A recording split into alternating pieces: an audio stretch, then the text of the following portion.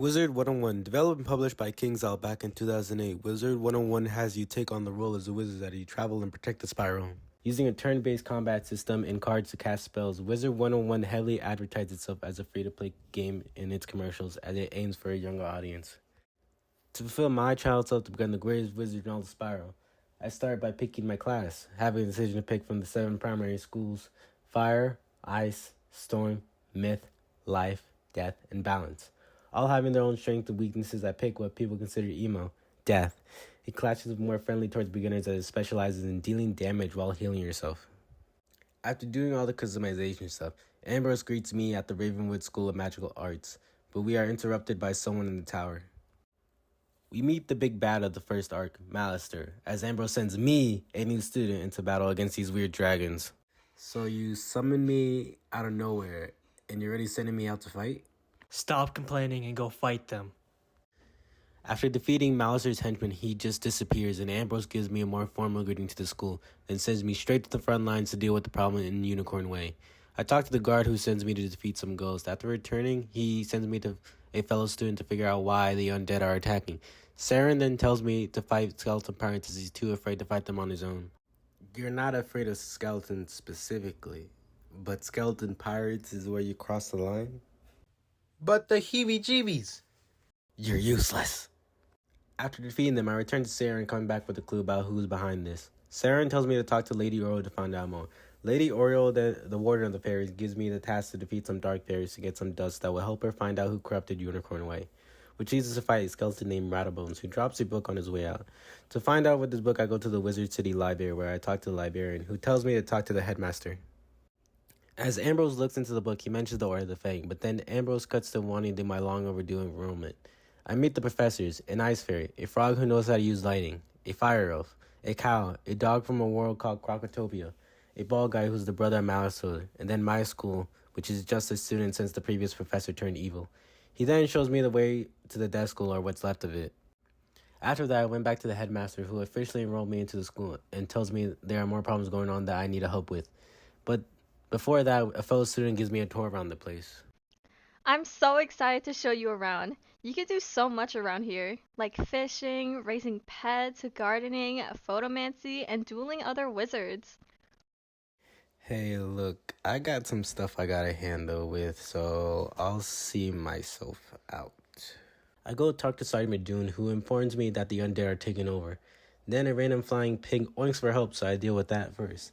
I meet another student, Penny Dreadful, as she loses to the old pet caretaker, stopping from his plans to turn pets into pet zombies and freeing them. I go back to the sergeant to tell him what happened, and he sends me off to help the other 3 streets. I start with Triton Avenue as the sergeant informs me that 2 other students are there but haven't returned. I met Arthur as he tells me that his sister has gone missing and needs my help to get through some haunted minions. After reaching a safer place, he mentions that he saw his sister Susie's wand in the jaws of a lightning eel and worries if she has been eaten. Another student, Duncan, who has a weird obsession with Malister, overhears the conversation and says he can help find Susie if he can get her wand from the eels. I feel like I'm the one doing all the work. Stop complaining and go find that wand. I bring back her wand to Duncan, who says he needs amulets from the zombies so he can find Susie. I come back and no surprise, you can't find her without one more thing: aluminum crystal from the mill.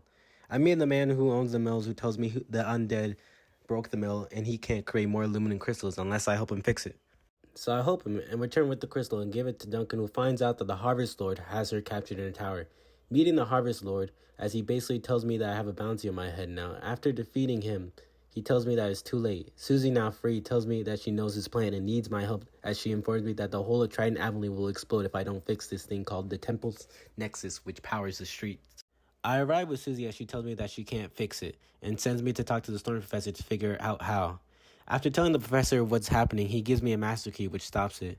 Triton Avenue is now saved, and I report back to the sergeant, who then tells me to go to Cyclops Lane as the leader, General Achilles, has gone rogue. I meet Nolan as he calls me an assistant sent by Professor Drake. Nolan then tells me that the minions that the Professor Drake sent are rebelling and to knock some sense into them.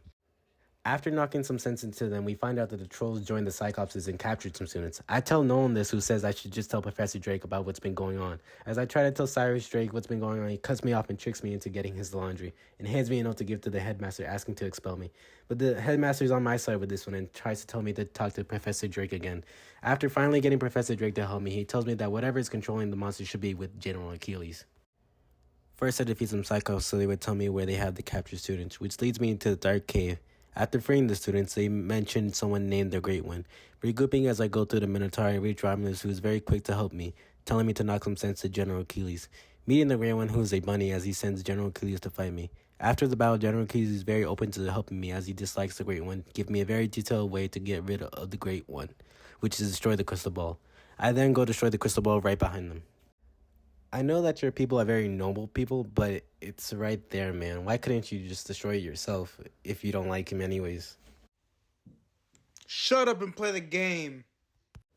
Cyclops Lane is safe, and no one starts preaching it all as a team effort. I return to the sergeant with the last street being Firecrack Alley.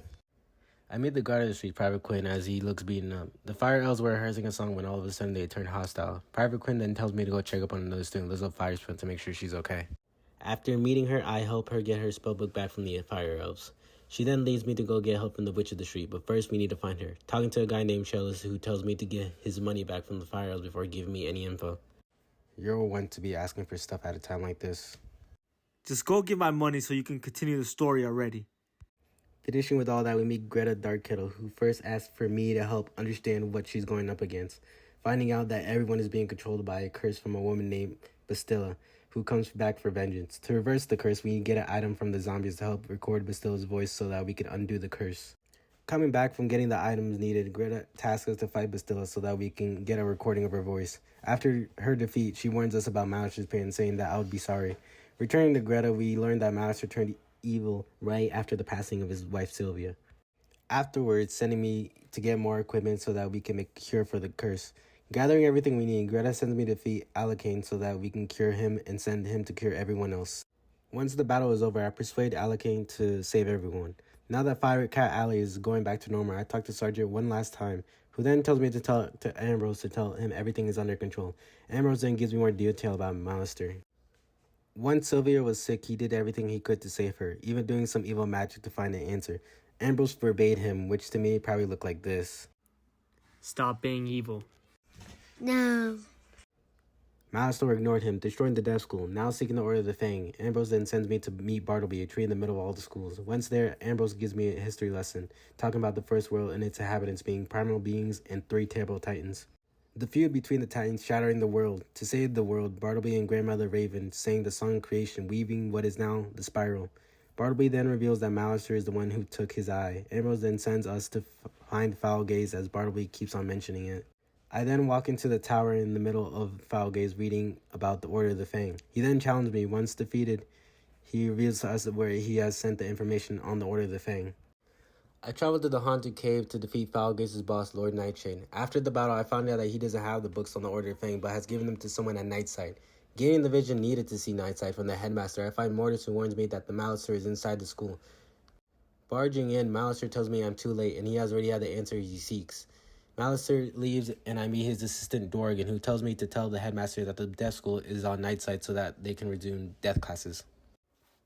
Once all that has been dealt with, the headmaster gives me 2 spiral keys and tells me to go to Krokotopia to find the Order of the Fang. I arrive at Krokotopia as a friendly Mandarin tells me that the Malister has been here and has unleashed the Tuts from their slumber, and to talk to Sergeant Major.